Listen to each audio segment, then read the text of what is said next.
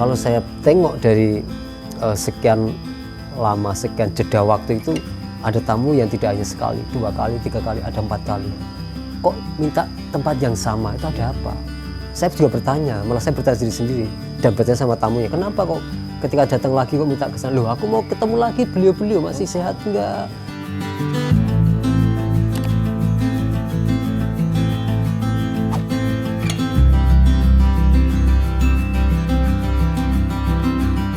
Assalamualaikum warahmatullahi wabarakatuh. Pagi ini saya silaturahmi ke rumah Mas Towil. Beliau adalah pemilik dari destinasi wisata Towil Fit. Ya. Apa kabar Mas Towil? Alhamdulillah kabar baik. Sugeng rawuh di gubuk ini. Gubuke yo apik no Mas. Gubuke banyak sepeda, banyak gambar dan lain-lain. Menarik lah, unik. Kesannya unik di gubuk ini. Sambil ada suara kereta lewat. Ya. Kan menambah suasana semakin enak gitu. Iya. Mas, kaya banget. Kaya.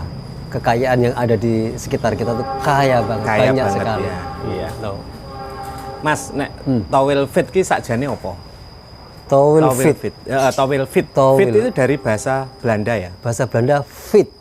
Pit ya? Pit, bahasa Jawa. Bahasa Jawa ini pit. Ya. Towil, jenengku Towil. Towil ya. Namaku Towil, nama saya Towil. Akhirnya memang ini kayaknya bergandengan. Towil. Kita kupas nih, Towil, to will, dua roda, to well. Well ya. Well kan roda. Ejaannya well ya? Iya, well. Ya. Well bagus. Well. Bukan will roda, bukan ya? Will roda juga bisa. Jadi ini masuk semua. Well roda will be akan well gitu. Terus ke fit. Fit sehat. Sehat ya. Fit sebenarnya fit sepeda, fitsen. Iya. Nah bahasa Jawa ini fit. Ya udah akhirnya saya tempelkan Towil Fit. Jadi karena orientasinya memang ya aku mau ngelondo langsung ke Eropa, tak kenalkan ini destinasi wisata sepeda atau wisata desa dengan naik sepeda, udah tak kenalkan langsung ke Eropa langsung ya. Eropa. Apike apa sih Mas bangun ciptoin? Apike? Enaknya wisata. Enaknya ya pasti ini ning kene sehiki lho. Toleransi, keramah tamahan masyarakat penduduk yang ada di wilayah desa ini. Kemudian potensi apa yang ada di sekitar ini, kehidupan ini. Di sekitar rumah ini banyak sekali. Ini masih satu rumah ini atau satu gubuk ini. Tapi kita udah melangkah ke gubuk-gubuk yang lain atau rumah-rumah yang lain. Tambah kaya. Karena warnanya berbeda. Itulah kekayaan. Warna itu tidak sama abang, kabeh, hijau, kabeh, ireng, kabeh, kuning, ora. Jadi ini malah warna-warni itu beragam. Keanekaragaman, kebinekaan muncul di wilayah ini. Ya contoh apa ya? Jadi contoh paling sederhana. Di depanku ono batu. Itu batu bukan sembarang batu, tapi batu dari Kali Progo. Artinya di mana Mas? Ini? Iya, batu di rumah. Batu kecil ini. Oh iya. Itu aku ngambil dari Kali Progo yang di samping rumahnya ada sungai besar dan panjang dan itu fungsinya memang untuk irigasi. Sepanjang kawasan semua daerah istimewa Yogyakarta. Ya kita nanti akan cerita itu tentang selokan Mataramnya karena ada terkaitannya dengan wilayah-wilayah di sini. Nah, apa itu? Jadi di sini ning kene ono sawah sing luas dan kegiatan masyarakat yang selalu ada.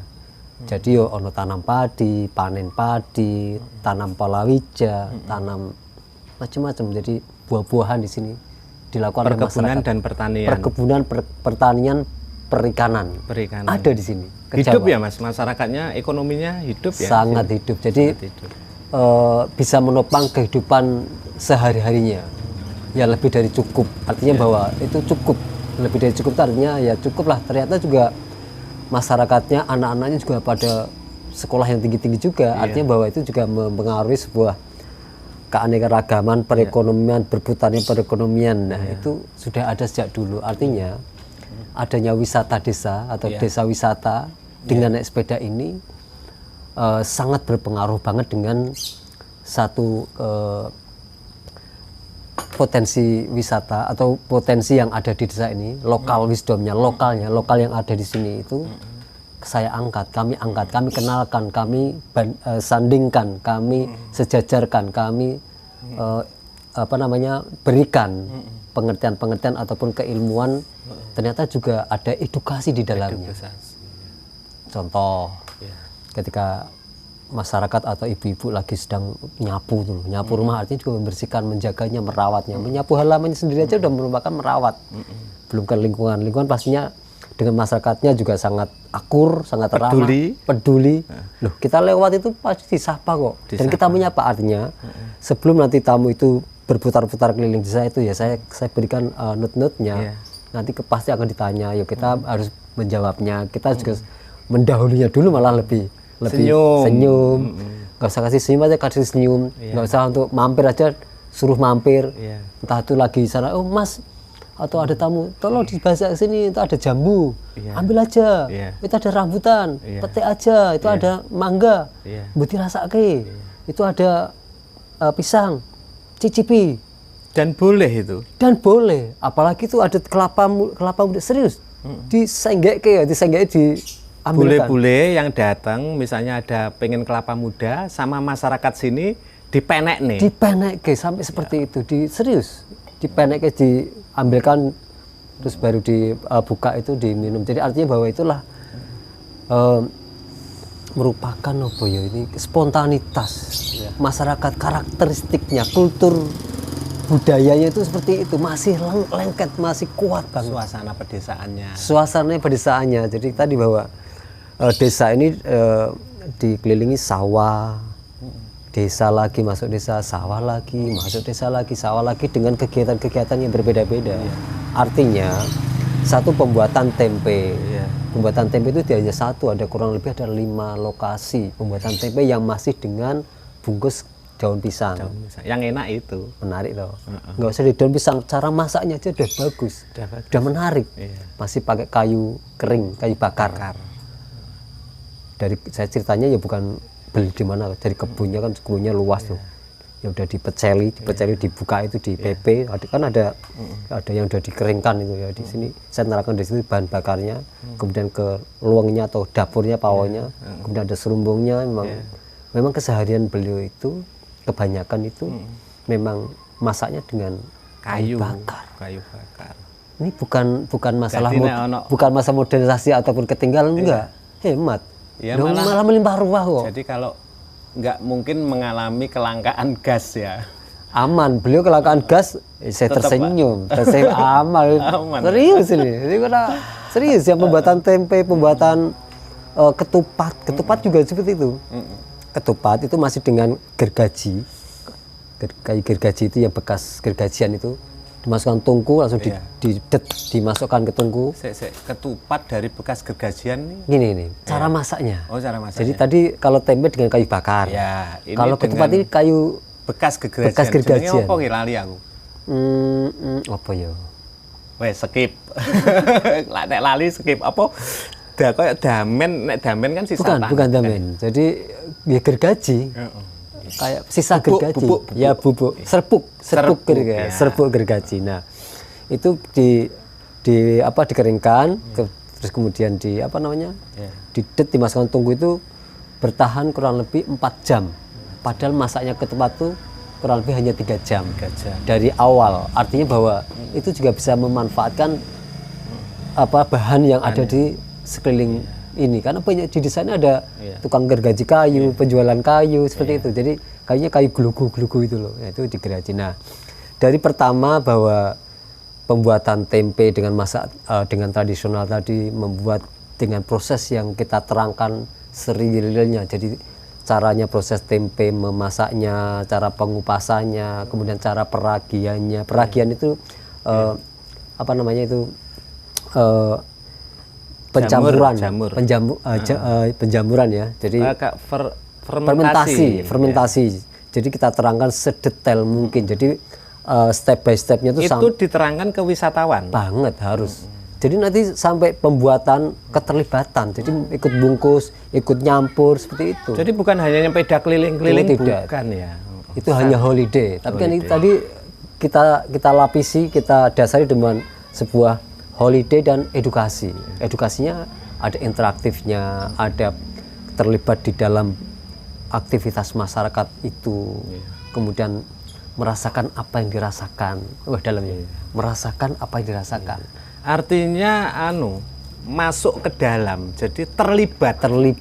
Karena kita tidak hanya ini hanya sebatas kita wisatawan, kita penjual, kita membeli, enggak, jangan. Harus ada kesinambungan berikutnya. Itu lebih penting. Karena kalau saya tengok dari sekian lama, sekian jeda waktu itu, ada tamu yang tidak hanya sekali, 2 kali, 3 kali, ada 4 kali. Kok minta tempat yang sama, itu ada apa? Saya juga bertanya, malah saya bertanya diri sendiri dan bertanya sama tamunya, kenapa kok ketika datang lagi kok minta kesana? Loh, aku mau ketemu lagi beliau-beliau, masih sehat enggak? Bagaimana sekarang? Bagaimana kehidupan sekarang? Bagaimana perkembangannya? Bagaimana dengan itu? Ya terenyuh dong seperti itu. Artinya bahwa ada yang tadi saya bilang ada 1 kali, 2 kali, 3 kali, ada yang 4 kali ke sini. Itu orang-orang bule malahan. Jadi berarti mereka itu terlibat langsung dan pengen ngulang lagi. Terus itu ini paketnya itu apa aja? Apakah mungkin ada yang nyepeda doang, atau yang mungkin yang nyepeda sekaligus terlibat ke masyarakat? Terus ya, jadi itu gini, layanannya gimana sih? Atau misalnya saya mau nyepeda gitu, saya pengen cuman keliling doang, itu bisa? Bisa, tapi jarang orang melakukan seperti itu, jarang sekali.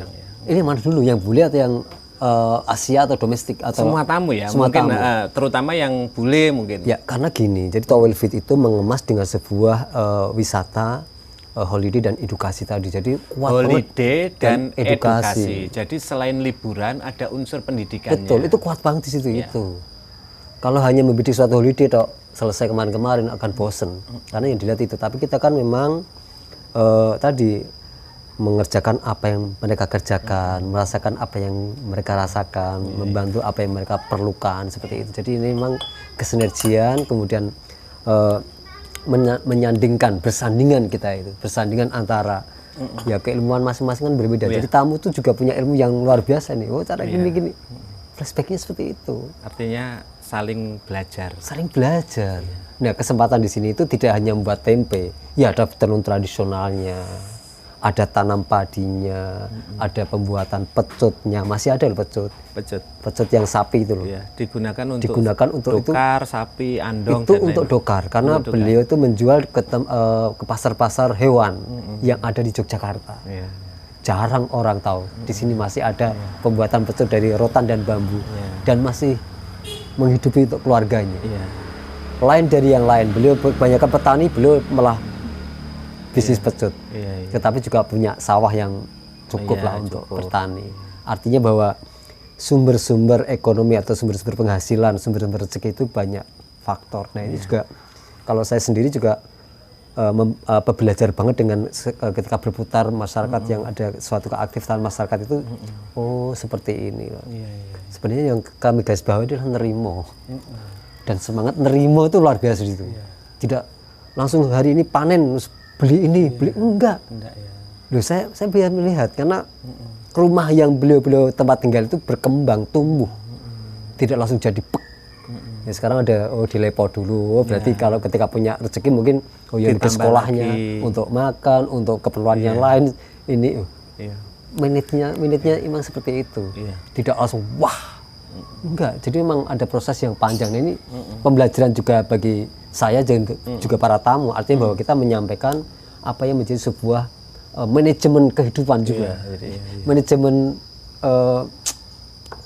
perekonomian, manajemen tadi, bahwa pengelolaan apa yang didapat, apa yang mereka hasilkan itu mampu untuk menghidupi keluarga dan untuk masyarakat dan untuk sekolah anak-anaknya. Banyak banget ternyata. Itu luar biasa. Nah, keterlibatan tadi bahwa Towel Fit mengemas atau menyampaikan atau menyuguhkan dengan adanya kegiatan masyarakat yang ada di desa ini. Tidak habis-habis. Jadi Towel Fit tidak pernah terpengaruh, hari ini harus tanam padi. Oh no. Enggak. Tidak ada. Yang ada apa? Yang ada apa? Saya itu datang ke Dalamnya beliau-beliau itu nggak pernah saya kontak atau SMS atau WA kok. Salah satu juga nggak punya handphone banyak. Iya. Satu sisi juga nak tak handphone, nak tak janji datang, tiba-tiba nggak sampai sana, menunggu nggak enak. Mungkin nanti juga akan bersih dulu, necis itu, tapi nggak datang, nggak enak juga. Artinya bahwa ya kita konsepnya adalah wisata spontan. Ada nggak ada ya udah kita datangin. Kalau nggak ada di situ tutup ya aku pindah yang lainnya, pasti ada. Di antara sekian kan tadi tidak hanya satu tempat tuh, jadi ada pilihan-pilihan. Masih banyak tempat yang lain. Leres. Mas, kalau Towel Fit sendiri itu letaknya dari Jogja itu ke arah mana sih? Sebenarnya tidak jauh dari kota ya. Sebenarnya. Arah Jalan Wates KM 15 arah ke barat ya, arah ke wilayah Kulon Progo. Sentolo ya, 15 kilo dari kota Yogyakarta. 15 kilo ditempuh kurang lebih ya 45 menit lah naik kendaraan.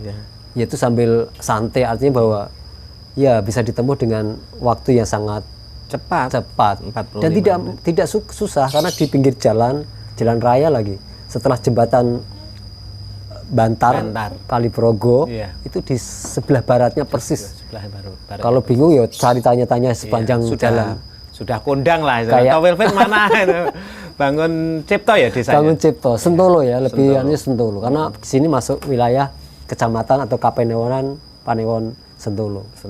Iya, Sentolo. Ya, yang saya dengar itu Kulon Progo sangat luas sekali ya. Bahkan sangat sampai luas. mungkin sebuah kabupaten terluas di Indonesia ya. Terluas di Indonesia. Kebumen, Purwokerto, Banyumas, Bandung, Jakarta, Kulon Progo.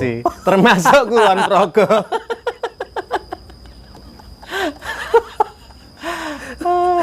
Kulon Progo. Makanya aku nggak mau jadi bupatinya, Mas.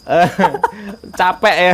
Capek ngurusnya kadoan. Sepanjang masih di barat Kulon Progo, namanya ya Kulon Progo. Dan pasti adalah serahkan ahlinya kan gitu. Kalau sebagai masyarakat rakyat biasa ya kita ikuti sebuah peraturan ataupun dengan pengembangan suatu daerah. Nah, saya akan memberikan sesuatu hal yang ya tumbuh kembangnya masyarakat itu sendiri. Kita saling belajar bersama, sinau bareng tentang satu hal yang kalau saya di bidang pariwisata atau wisata kultur budaya, ya udah kita selaraskan, kita sinergikan ya dengan keilmuan atau kebisaan kami ya.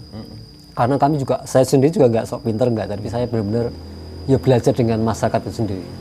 Ya tadi saya bilang, ya saya setelah bersepeda keliling desa ini tadi bahwa bermacam-macam kebinekaan masyarakat, cara berpikir, cara pandang, cara itu suatu hal yang bagus banget dalam arti untuk kehidupan ini. Artinya bahwa ya untuk apa sih? Ya, seperti itu. Artinya bahwa ya udah ini saling belajar. Kalau aku berandai-andai belajarnya harus ke Eropa, harus ke Leiden, ke Amerika, wong di desaku juga masih banyak. Artinya juga itu sebuah penghantar untuk kita sampaikan. Nah, seperti itu. Artinya bahwa ya udah yang ada dulu lah di sekitar. Mulai dari apa yang ada. Mulai apa yang ada. Ya. Gitu. Kalau sepedanya pakai sepeda Unto ya? Ya, sepedanya khusus ya. Jadi sepeda, kenapa khusus ya? Pertama adalah hobiku bersepeda tua. Tidak hanya bersepeda, tapi sepedanya tua lagi. Sepeda yang punya nilai Umurnya berapa, Mas? Umurnya sepeda itu? Kira-kira? Umur sepeda kurang lebih tua daripada umur saya. Kalau umur saya kurang lebih 48 tahun, umur sepeda lebih dari... Nggak kelihatan tapi. Nggak kelihatan. 60-an ya? Nggak, maksudnya nggak kelihatan. Nggak kelihatan tua. Maksudnya nggak kelihatan tua. Apa nggak kelihatan muda? Nggak kelihatan tua.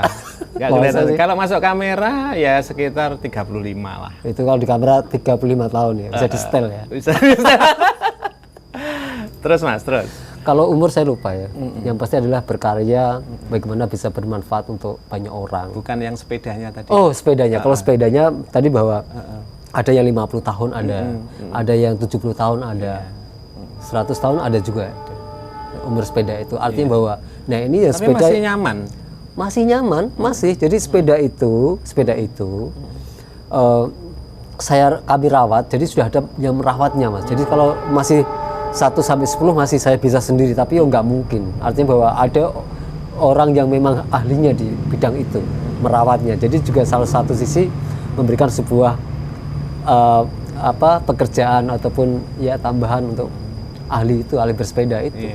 Bengkelnya ada, jadi bengkelnya khusus ya. Kita khusus, jadi malah saya panggil. Kalau sepeda sini saya bawa ke rumahnya juga repot, atau ke bengkelnya repot. Ya udah kita panggil aja, biar diservisi satu-satu. Jadi setiap sepeda itu kita servis, setiap ada tamu itu pasti kita servis.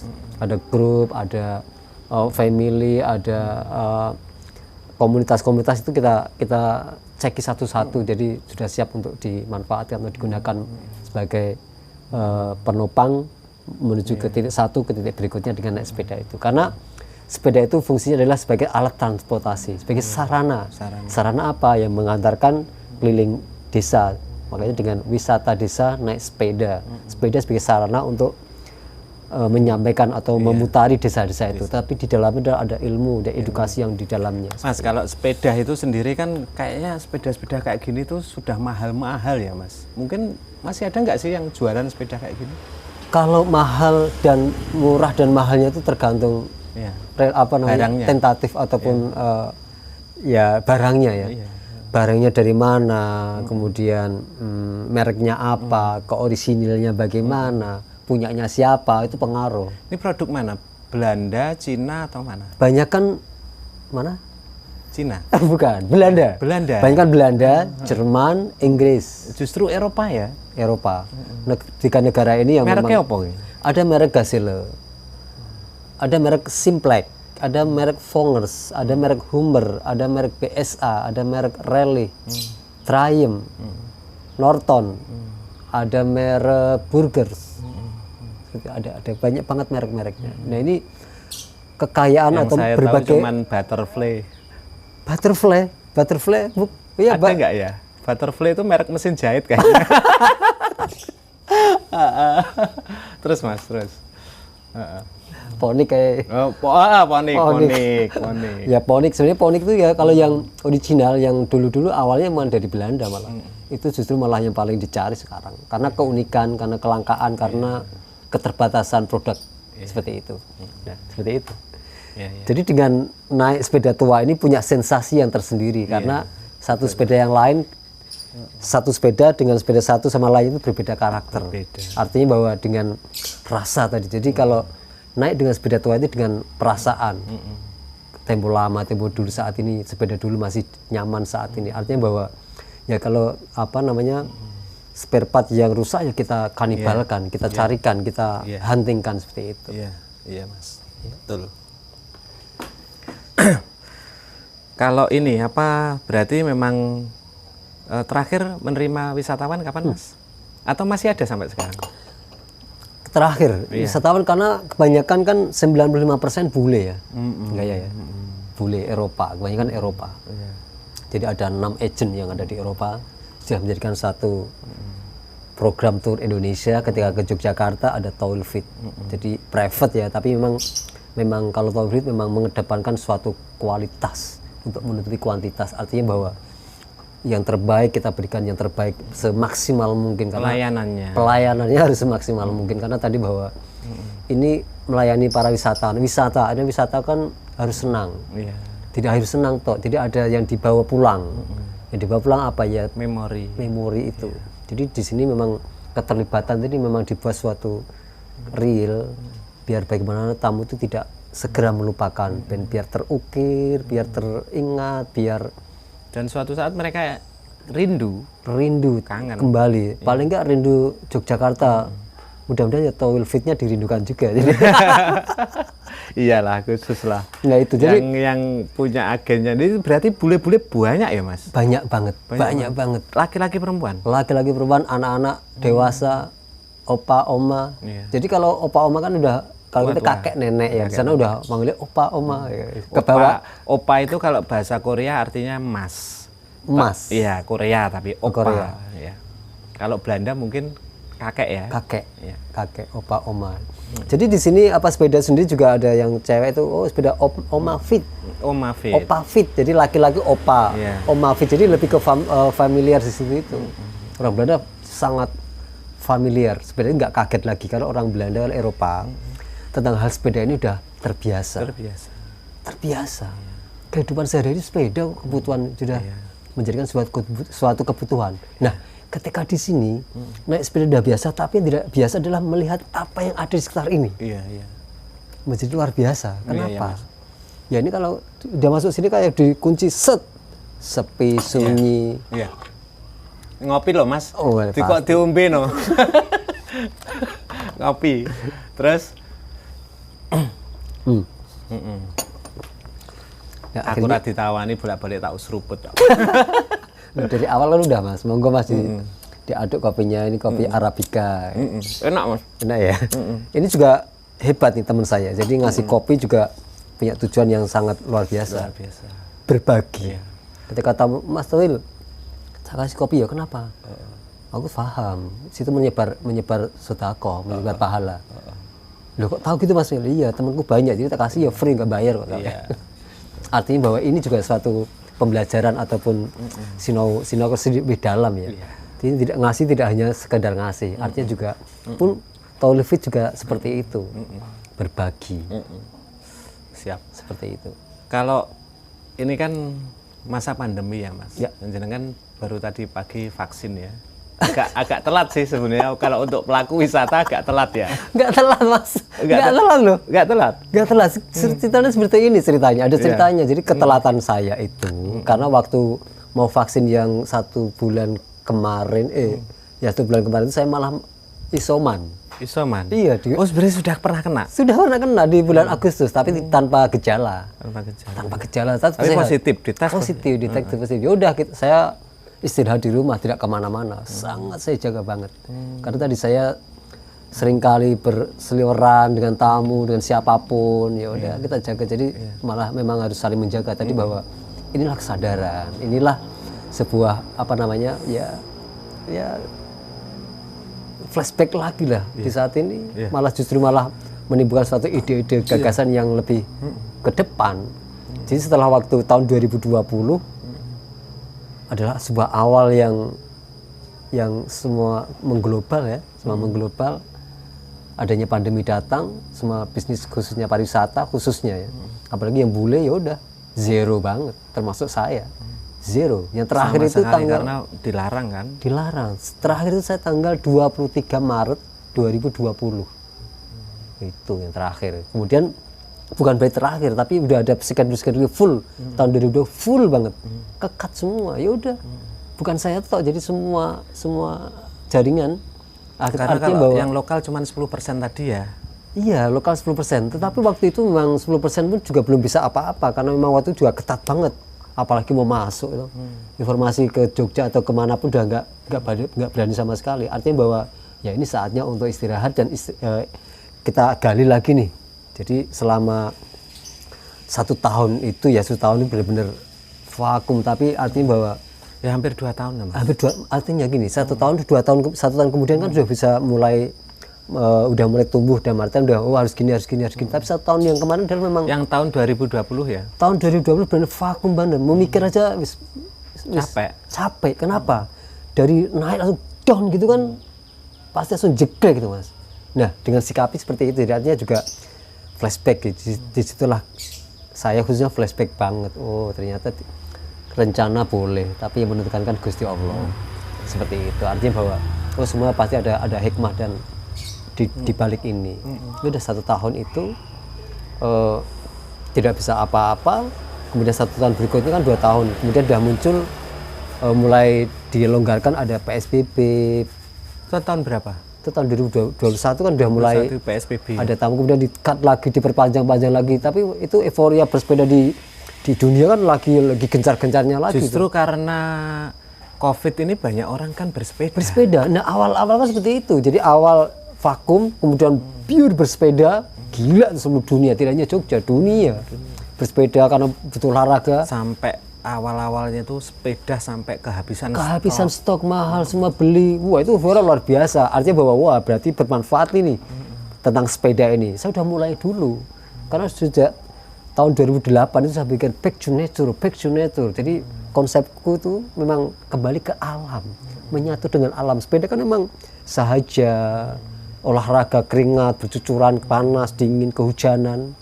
Ya itu kan di samping itu juga tadi saya dicek darahnya, Mas bagus banget tekanan darah tensinya bagus banget. Kenapa Mas? Ya, saya suka bersepeda. Oh ya bener itu. Bener, jadi seperti itu artinya bahwa ini juga pengaruh untuk kesehatan sendiri. Jadi saya bilang saya benar-benar hanya flow ya begini. Karena tadi gerak terus sambil saat gerak. entah pagi udah nyapu dulu terus sepedaan, hampir setiap pagi setiap hari. Justru kesadaran karena COVID itu sadar orang banyak berolahraga. Banyak berolahraga. Nah kemudian karena kemarin kan setelah bersepeda berkerumun kemudian dibatasi itu, nah itu lagi menjadi jarak lagi. Tetapi setelah itu ada suatu kelonggaran akhirnya, waduh, ini saya tidak boleh diam. Artinya bahwa kalau saya hanya menunggu wisatawan Eropa atau luar negeri lama mikir nih saya, waduh nggak boleh nih. Oke, saya akan tetap membidik sebuah terobosan tidak hanya orang luar negeri juga domestik sekitar Yogyakarta, entah Semarang, entah Surabaya, entah Jakarta, Bandung. Mulai ada tamu lagi? Mulai Kapan? ada tamu lagi.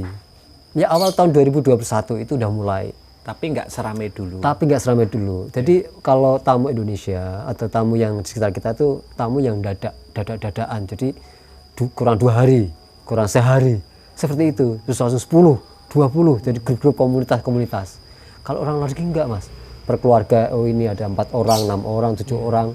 Terkelompok itu jadi seperti itu. Jadi saya juga bisa membawanya per kelompok-kelompok. Pun juga Indonesia seperti itu. Ya udah artinya ya saya beri tetap segmented premium, artinya bahwa bukan menyepelekan yang biasa, artinya gini, oh mereka itu rindu juga bersepeda keliling desa karena udah tahu back to nature-nya itu dengan apa namanya service yang kami berikan ya sama dengan bule, tidak ada pengurangan, artinya bahwa ini yang memang punya segmen tersendiri juga, orang ingin punya private juga, privasi. Nah artinya juga ternyata juga bisa masuk ke ranah itu, Mas. Iya. Seperti itu. Jadi tidak ada bule, malah sekarang yang didominasi oleh wisatawan. Ini untuk menyambut ini kayaknya COVID ini gaungnya sudah mulai agak turun ya. Ya. Mas, benar Mas. Stop dulu. Ya. Oh ya, COVID ini kan gaungnya kan kayaknya sudah mulai berhenti ya Mas. Itu kira-kira kalau wisatawan itu sudah mulai datang lagi, Towilfit siap ya. Tetapi kan kita belum tahu juga ini kapan selesainya kan kita belum tahu ya. Ini kan cuman PPKM yang lebih rendah.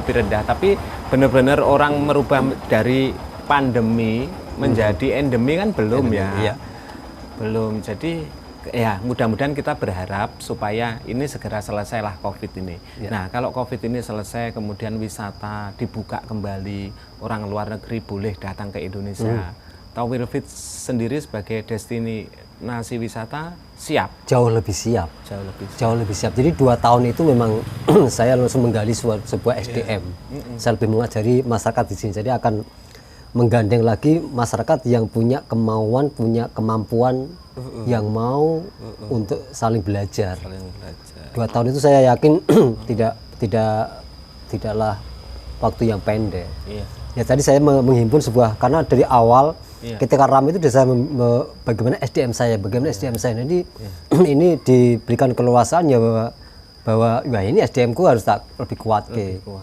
Entah dari yang kadang ada 10 guide yang dari desa ini, ya saya akan nambah lagi, lebih mudah sekali sekarang, karena udah tahu plot-plotnya, kemudian saya tahu pakem-pakemnya, kemudian tahu apa yang mereka akan lakukan. Sebenarnya sangat mudah sekali, karena modalnya adalah bisa berbahasa Inggris dan bisa mau naik sepeda. 2 itu udah cukup bagi saya. Jadi artinya Mas Towil itu selain berbisnis Towilfit itu juga mempekerjakan orang sekitar. Pasti. Jadi tadi bahwa ketika nanti para wisatawan mancanegara udah bisa datang ke Indonesia dan ke sini, dan ini udah menumpuk loh, udah artinya udah waiting list. Karena sudah ada yang mulai daftar. Sudah ada yang daftar, udah bertanya-tanya terus. Jadi bagaimana dengan harganya, bagaimana dengan yang setelah dilakukan kala itu, karena kan ada 6 agent ya. 6 agent ya sudah menjadi sebuah rutin. Schedule itu rutin. Ya, itu udah menanyakan bagaimana kabarnya. Kalau komunikasi masih terus berjalan. Nah, tadi bahwa saya lebih menyiapkan SDM kami. Harus lebih solid lagi, lebih baik lagi lah. Mempertahankan kualitas tadi, bahwa itu dibutuhkan sebuah maksimal semangat, kemudian juga humble semua ya. Humble semua untuk penanganan ini. Jadi dibutuhkan sebuah kemauan yang sangat keras. Artinya bahwa dengan 2 tahun ini membangkitkan sebuah ide-ide gagasan-gagasan yang selama ini menjadi sebuah kekurangan. Artinya juga saya nggak merasa ini cukup hanya di sini, enggak lah. Bagaimana caranya bisa mengemas lagi, menyampaikan lagi, memberikan lagi yang terbaik, itu yang paling utama. Karena kalau kita lihat tadi bahwa para tamu aja masih bertanya dengan keadaan, apalagi nanti yang datang tamu yang silih berganti, artinya pasti itu ada sebuah kemauan ataupun informasi udah nyampe ke koleganya, nyampe lagi ke masyarakat yang ada di sana. Artinya bahwa ini harus siap nggak siap ya lebih siap malah harus seperti lebih itu. siap. Harus lebih siap. Jadi Mas, kalau gini Mas, kalau yang orang Indonesia kemarin anggaplah itu pemanasan lah. Seperti itu. Jadi nanti udah track-tracknya, simulasinya seperti ini, seperti itu. Iya. Mas, kan kemarin saya lihat pas COVID itu juga ada Mas Rano Karno itu juga ya. Itu pas COVID kan? Kalau pas COVID, jadi jeda dua tahun itu malah saya sering ketemu dengan pejabat-pejabat. Termasuk Menteri dari Koperasi, Bapak Teten Mas Duki, kemudian Bapak Menteri Pariwisata Parekraf, Sandiaga Uno, kemudian juga ada mantan Menteri di era tahun 14-15 ada Pak Menko Maritim Pak Indroyono, itu juga ke sini, Bapak Bupati Tejo, Kulon Progo, yang wilayahnya luas tadi. dan wilayah paling luas tadi. Pak Tejo akan tertawa itu. Dan kemudian juga ini masyarakat yang karena Tawulf itu tidak hanya para pejabat ataupun artis ya. Artis juga banyak. Artis juga banyak. Masyarakat yang biasa juga banyak. Jadi memang rumah ini, gubuk ini jadi ampir-ampiran para pesepeda yang ada di Indonesia. Jadi karena berkomunitas, dan saya sekali lagi juga ya siapapun boleh, tidak harus ini. Tapi memang kalau wisatawan mancanegara itu kan sudah ada labelnya Tawulfit yang memang segmen itu jadi kualitas itu yang akan menjadi sebuah filter. Seperti itu. Bukan nggak mau yang biasa-biasa. Segmentasinya memang ke situ. Segmentasi seperti itu, tetapi yang mau datang silakan. Enggak kami tolak dengan tangan terbuka. Dan ini juga rumahku terbuka terus. Terbuka terus. 24 jam. 24 jam. Iya, 25 jam. 25 kecuali tidur. Itu baru ketutup. Kok 25 jam? Iya, tak tambah 1 jam lagi. Artinya keterbukaan kami seperti itu. Loh, ini kan terbuka, nggak ada kunci, nggak ada pintunya kan? Iya. Ya inilah kami. Jadi inilah suatu karakter. Jadi saya juga belajar dengan alam terbuka. Alam terbuka itu seperti ini. Ya udah seperti ini. Jadi keterbukaan. Jadi. Ya. Artis siapa aja Mas yang sudah datang ke sini? Artis. Kalau dari awal tahun 2010 ya. Kalau saya sering mulai dikenal dengan wisatawan ini dari sejak tahun 2008, tapi udah bersambut dengan media massa yang sangat gencar sekali ya. Ada Mbak Farah Queen, tahu kan Farah Queen? Chef.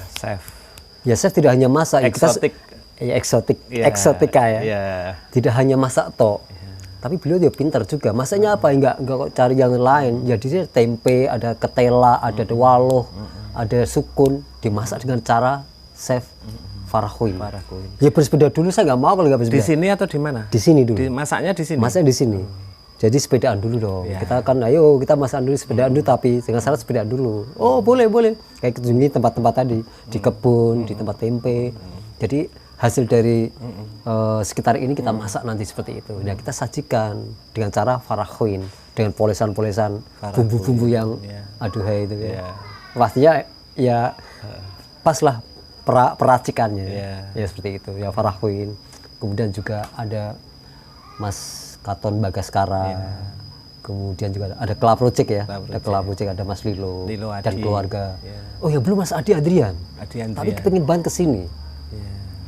Ya kita tunggulah nanti Mas Ari Burhani, drumming itu dan keluarganya banyak sekali.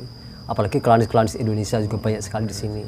Kemudian juga ada Mas Sony Tulung yang tahu kan Family 100. Ya, tahu. Itu kuis paling fenomenal. Kuis paling fenomenal dan terlama di salah satu Indosiar. Ya itu lama banget karena saya ngecek. Ketika Mas Sony Tulung ke sini, ketika berjalan bersepeda di sini pada kenal. Artinya bahwa eranya masih populer banget. Suka banget itu. Kemudian ada Mas Ridho Sleng. Ridho Sleng 2 kali loh. 2 kali. Pertama dengan 35 artis rocker. Saya nggak hafal rocker siapa itu. Banyak banget rocker Indonesia ke sini juga. Kemudian ada Mas Ridho Sleng.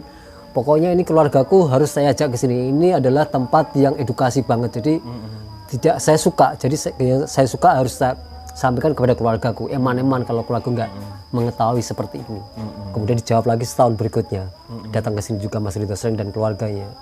Kemudian juga ada Malvino Fajaro, itu artis sinetron dengan istrinya. Kemudian ada lagi tahu nggak yang pengamat musik? Pengamat musik siapa? Pengamat musik. Leo. Benz Leo. Benz Leo musik sama sepeda atau sama keterkaitannya di mana? Ternyata beliau juga sangat mengapresiasi banget. Langsung bikin podcast, langsung bikin informasi masif itu. Jadi nah ini yang memberikan sebuah sentuhan-sentuhan seperti, jadi tidak hanya wisata budaya tapi ada sisi seni musiknya. Jadi termasuk almarhum Mas Djaduk Firianto, ada Mas Ong Hari Wahyu, ada Mas Butet. Mas Ong itu desainer ya. Ada Pak Eko Prawoto, arsitek juga, ada juga budayawan yang lainnya banyak banget. Di sini ini siapa lagi ya? Adiknya Mas Djaduk, Butet belum ya? Kalau Mas Butet kan kakaknya. Adiknya atau Mas? Butet kakaknya. Kakaknya? Djaduk adiknya. Mas Butet dua kali kesini. Dua kali kesini. Ngobong kalori satu kali. Kalau Mas yang sering Mas Butet, Mas Djaduk 8 kali kalau nggak salah. 8 kali kesini. Sampai 8 kali loh. Iya. Jadi teman-teman itu mengapresiasi banget. Jadi sama halnya dengan ini yang lokal ya, artis lokal Yogyakarta banyak banget, nggak bisa dihitung. Banyak banget. Kalau Dinar Candy sudah pernah kesini belum? Dinar Candy belum. Kalau tahu mesti kesini. Kita undang ya. Pasti akan saya ajak sepedaan keliling desa ini. Iya, siap. Ya, berarti Dinar Candy ditunggu ya kedatangannya ke Towil Fit ya. Kita tunggu bersepeda keliling desa. Iya, siap. Masak-masak paling enggak ya? Enggak, kalau beliau kan ini. Ya olahraga. Biar tambah sehat.